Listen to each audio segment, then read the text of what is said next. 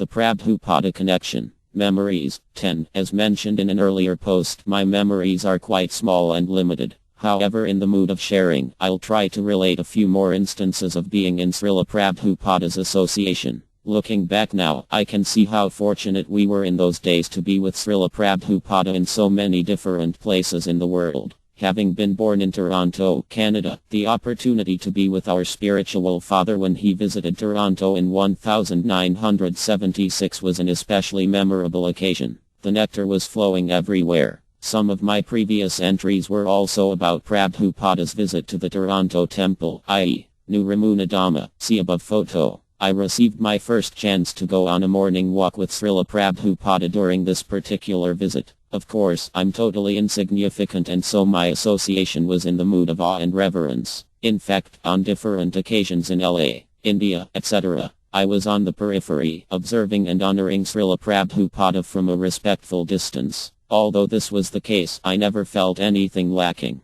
As a young brahmachari, I was happy just to tag along unnoticed. Usually there was a circle of older devotees and leaders surrounding Srila Prabhupada as he carried out his preaching activities. It wasn't always easy to get close to him. On morning walks, the group of devotees ebbed and flowed along with Prabhupada's unique rhythm of walking. He would stop abruptly, make a philosophical point, and then quickly resume his former pace. It was sometimes difficult to hear the entire conversation. But what was most important for me was the chance just to be there with Srila Prabhupada. In the chapter entitled Expressions of Love for Krishna in the Nectar of Devotion, Srila Prabhupada states the following. Similarly, in the 10th canto, 2nd chapter, 27th verse of Srimad Bhagavatam, Lord Brahma says, "My dear Madhusudana, persons who are pure devotees of your lordship actually feel your ecstatic friendship, and as such they are never vanquished by enemies. They know they are always protected by you, and so they can matter-of-factly pass over the heads of their enemies without any care." In other words, one who has taken complete shelter under the lotus feet of the Lord is always proud of being able to conquer all enemies. When walking alongside Srila Prabhupada, one could not help but feel a similar sense of spiritual pride and confidence. We knew that no one could harm us in Prabhupada's presence. He was greater than any king and greater than any foe.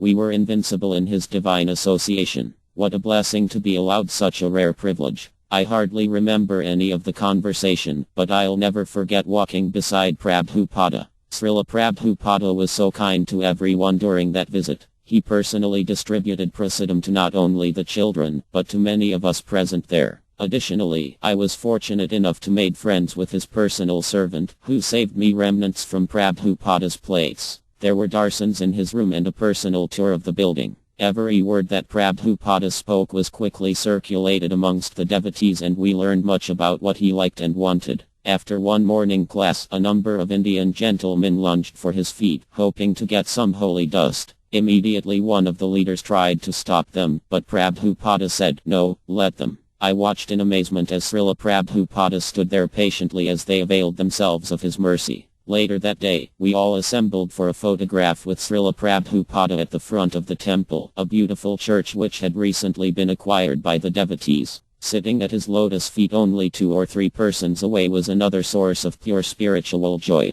In a large city like Toronto full of millions of people, there were perhaps only 80 of us there for the photo shoot. So how lucky could we be? All glories to Srila Prabhupada. PD.